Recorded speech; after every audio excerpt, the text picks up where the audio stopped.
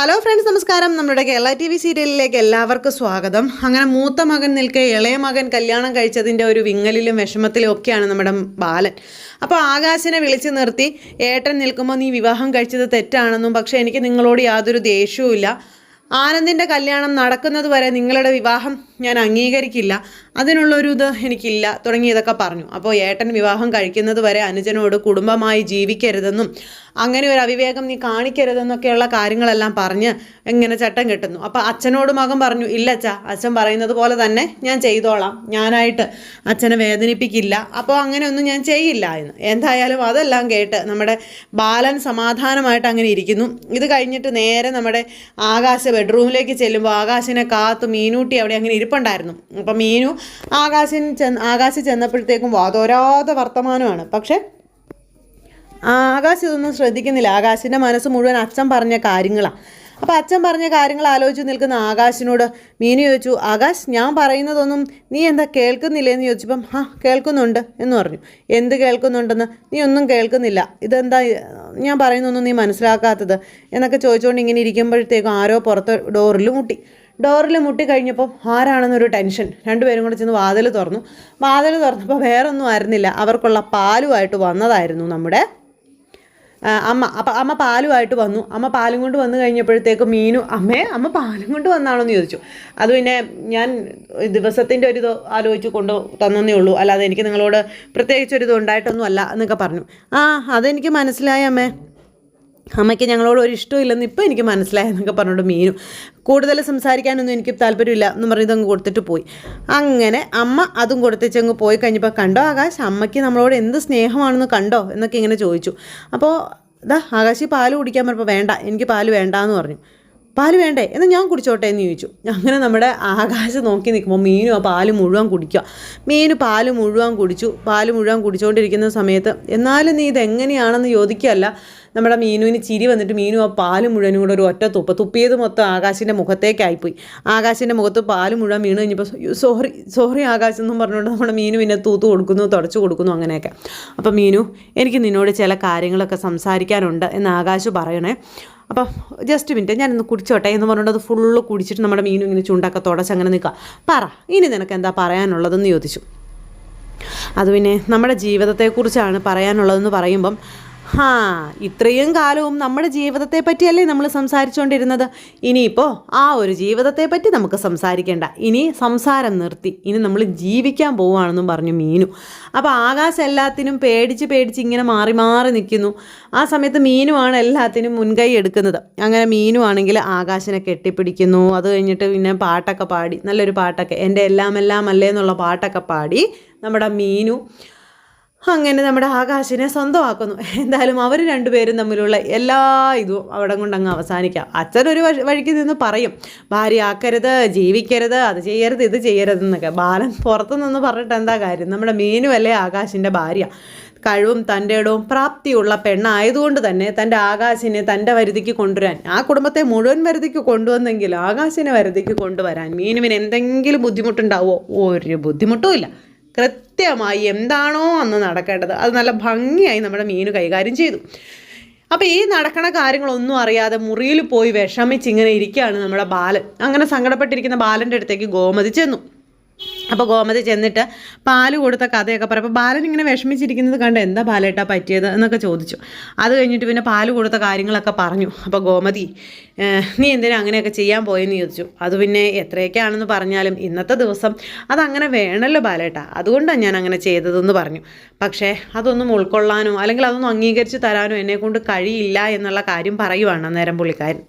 കാരണം ആനന്ദ് എന്ന് പറയുന്ന ആ മകൻ തൻ്റെ മുന്നിൽ ഒരു ചോദ്യചിഹ്നമായി നിൽക്കുന്നത് കൊണ്ട് അങ്ങനെ നമുക്ക് ഒന്നും തീരുമാനമായിട്ട് പറയാനോ അല്ലെങ്കിൽ എടുക്കാനോ പറ്റണില്ല എന്നുള്ള കാര്യം, അവരുടെ വിവാഹത്തെ പറ്റിയും അതുപോലെ ഇന്നത്തെ അവരുടെ ആദ്യരാത്രിയെ പറ്റിയും ഒക്കെ നമ്മുടെ ഗോമതിയോട് ബാലൻ ഇങ്ങനെ സംസാരിക്കുന്നു. അപ്പോൾ എന്തിനാ വെറുതെ ഏട്ടൻ ഇങ്ങനെ വിഷമിക്കുന്നത്? ബാലേട്ടൻ വിഷമിക്കരുത്, ബാലേട്ടൻ വിഷമിച്ചാൽ അല്ലെങ്കിൽ ബാലേട്ടൻ തകർന്നാൽ ഈ കുടുംബവും തകരും എന്നുള്ള കാര്യമൊക്കെ ഇങ്ങനെ പറയുവാണ്.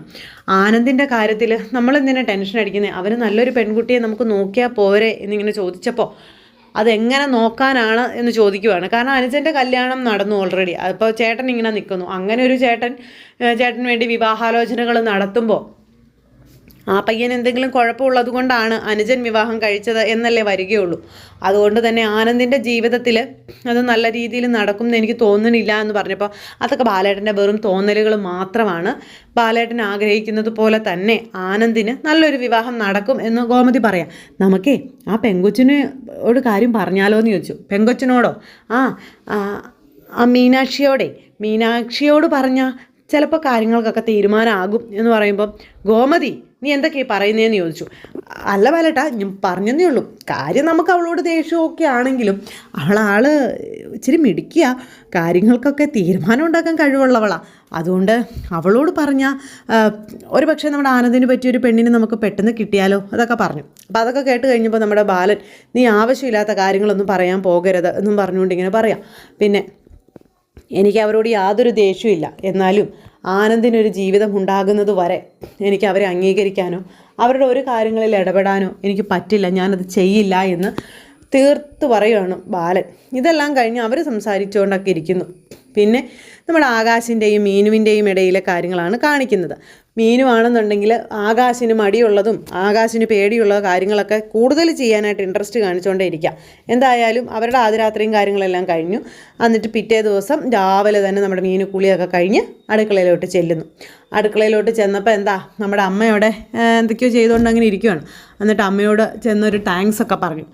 എന്നോട് എന്തിനാ താങ്ക്സ് ഒക്കെ പറയുന്നത് എന്ന് ചോദിച്ചപ്പോൾ അത് പിന്നെ മറ്റൊന്നും കൊണ്ടല്ല, അമ്മയ്ക്കൊക്കെ ഞങ്ങളോട് ദേഷ്യമാണെന്നാണ് കരുതിയത്. പക്ഷേ ഇപ്പോൾ എനിക്ക് മനസ്സിലായി ഈ അമ്മക്കുട്ടി പാവാണെന്ന്, ഈ അമ്മക്കുട്ടിയുടെ മനസ്സ് നിറയെ സ്നേഹമാണെന്ന് എന്നൊക്കെ പറഞ്ഞ് അങ്ങനെ ഗോമതിയെ സോപ്പിടുക.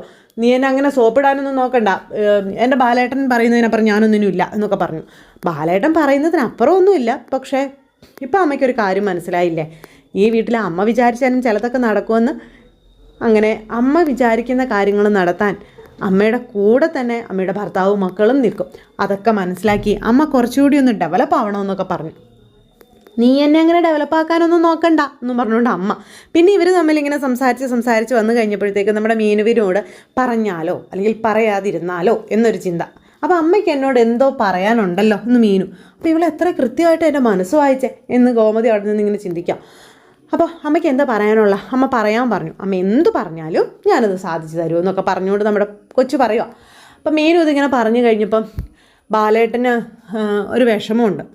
അച്ഛന് വിഷമം ഞങ്ങളുടെ വിവാഹം കഴിഞ്ഞതിലാണെന്ന് എനിക്കറിയാമെന്ന് പറഞ്ഞപ്പോൾ നിങ്ങളുടെ വിവാഹം നടന്നത് അത് ശരിയാണെന്ന് നിനക്ക് തോന്നുന്നുണ്ടോ? അതെന്താ അമ്മ അങ്ങനെ പറഞ്ഞേ? അത് ശരിയാണല്ലോ എന്നങ്ങനെ. ഇവിടെ ആനന്ദ് വിവാഹം കഴിക്കാതെ നിൽക്കുമ്പോൾ നിങ്ങൾ വിവാഹം കഴിച്ചതും ഒരുമിച്ച് ഭാര്യ ഭർത്താക്കന്മാരായി ജീവിക്കുന്നതൊന്നും ശരിയായ കാര്യങ്ങളല്ല. അങ്ങനെ എൻ്റെ ആനന്ദിൻ്റെ ജീവിതത്തിൽ ഒരു പെണ്ണ് വരണം. അങ്ങനെ ഒരു പെണ്ണ് വന്നാൽ മാത്രമേ ഈ വീട്ടിൽ സന്തോഷം ഉണ്ടാവുകയുള്ളൂ.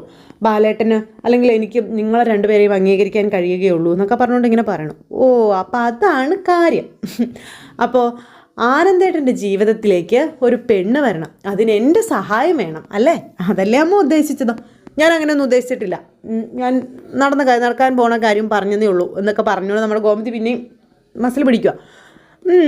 എനിക്ക് മനസ്സിലായി, തോറ്റു തരാൻ പറ്റില്ല അല്ലേ? അമ്മ വിഷമിക്കണ്ട, ഞാൻ നോക്കട്ടെ, നമ്മുടെ ആനന്ദേട്ടന് പറ്റിയൊരു പെണ്ണിനെ നമുക്ക് കണ്ടുപിടിക്കാം. അങ്ങനെ ആനന്ദേട്ടൻ്റെ ജീവിതത്തിലേക്ക് ആനന്ദേട്ടൻ്റെ ജീവിതം സന്തോഷമാക്കുന്ന ഒരു പെണ്ണിനെ കൊണ്ടുവന്നു കഴിഞ്ഞാൽ പിന്നെ നമ്മുടെ ഈ വീട്ടിലെ എല്ലാ പ്രശ്നങ്ങളും തീരുന്നുണ്ടെങ്കിൽ ഈ മീനു അത് ധൈര്യപൂർവ്വം സന്തോഷപൂർവ്വം ചെയ്തോളാം എന്നൊക്കെ പറഞ്ഞുകൊണ്ട് മീനു ഇങ്ങനെ ഗോമതിയോട് പറയാം. അപ്പോൾ അത് പറഞ്ഞിട്ട് നമ്മുടെ മീനു അങ്ങ് പോയി. അതെ, ഇത്തവണ അമ്മ എന്നെ പാലം വലിച്ചു. അമ്മയ്ക്ക് ഞാൻ എല്ലാ സഹായങ്ങളും ചെയ്തു തന്നിട്ട് അമ്മ എന്നെ കൂട്ടിയൊന്നുമില്ല.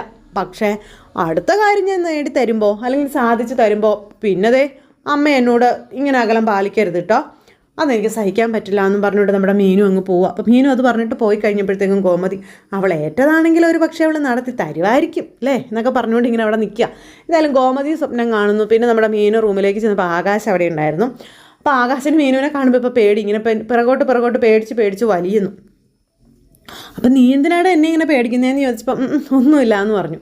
അതെ, ഇന്ന് അമ്മ എന്നോടൊരു കാര്യം പറഞ്ഞെന്നും പറഞ്ഞ് ആകാശിനോട് ആനന്ദിൻ്റെ കാര്യം പറയുകയാണ് നമ്മുടെ മീനു.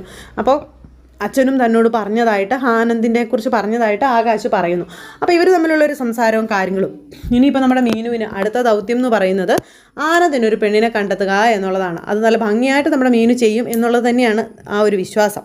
അപ്പോൾ അങ്ങനെയൊക്കെയുള്ളൊരു സിറ്റുവേഷനും കാര്യങ്ങളും ഒക്കെ കൂട്ടി ഇണക്കിക്കൊണ്ട് അടുത്ത സൂപ്പർ ഹിറ്റ് കഥയുമായിട്ടാണ് നമ്മുടെ ഈ ആഴ്ചത്തെ കഥ വരാൻ പോകുന്നത്. അപ്പോൾ എല്ലാവരും കാത്തിരുന്ന് കാണണം. എല്ലാവർക്കും നല്ലൊരു ദിവസം ആശംസിക്കുന്നു. സൂപ്പർ ഹിറ്റ് കഥകളുമായി കാണാം. എല്ലാവർക്കും നന്ദി.